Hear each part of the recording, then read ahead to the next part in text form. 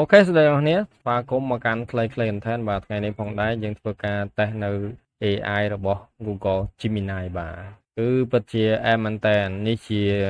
គេថា web app ដែលខ្ញុំបានបង្កើតអញ្ចឹងខ្ញុំឲ្យ AI generate ឲ្យខ្ញុំអញ្ចឹងវាមានអីច្រើនទេនេះគ្រាន់ដាក់ audio របស់យើងនិយាយអញ្ចឹងទៅហើយវាបង្កើតជា transcribe ឲ្យយើងវាម្លែងសលេងទៅជាអក្សរអូខេអញ្ចឹងនេះប៉ុណ្ណឹងហើយយើងអាចនេះខ្ញុំឲ្យវាបង្កើតជា icon generator ខ្ញុំអញ្ចឹងនេះជាអ្វីខ្ញុំចង់បាននៅថា code editor content creator អញ្ចឹងខ្ញុំអាចដាក់travel អញ្ចឹងឥឡូវខ្ញុំសាក generate ថ្មីអូខេ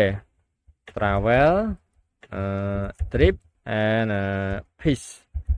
អូខេអញ្ចឹងខ្ញុំដាក់យកពណ៌បៃតងមើលវាចេញមកអត់អូខេអញ្ចឹងប្រភេទ icon ខ្ញុំឲ្យវាដាក់ជា sphere អញ្ចឹងខ្ញុំសាក generate មកអូខេឃើញថាវាចេញ icon ឲ្យយើងពិតជាស្អាតមែនតើនេះវាប្រើ AI ខ្លួនវាអញ្ចឹងនៅក្នុងហ្នឹងគឺវាប្រើប្រាស់នៅ model Gemini អញ្ចឹងជប់ខ្ញុំរកមើលសិនបាទគឺវាប្រើប្រាស់នៅ Gemini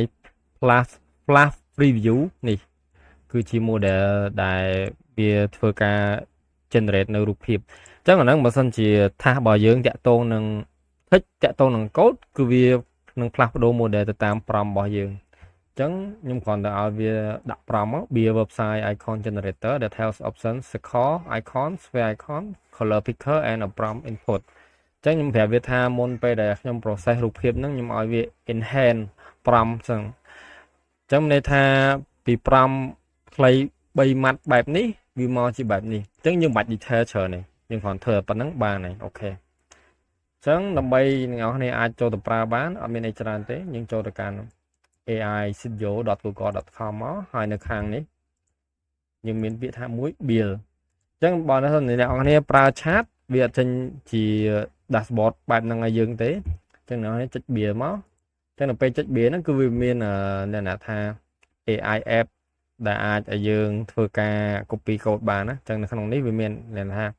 live app យោអញ្ចឹងយើងនិយាយចឹងទៅវាបង្កើតជា character មួយថ្មីដែលនិយាយសំឡេងថ្មីអញ្ចឹងអូខេអញ្ចឹងអានេះអ្នកណាថាតកតងនឹង map អីចឹងយើង search ដោយប្រើប្រាស់ input prompt របស់យើងអូខេអញ្ចឹងវីដេអូមានតែប៉ុណ្្នឹងទេបើសិនអស់គ្នាចូលចិត្តវីដេអូបែប AI ខ្លីៗអញ្ចឹងកុំភ្លេចចុច follow page អ្នកមួយផងអូខេបាយបាយ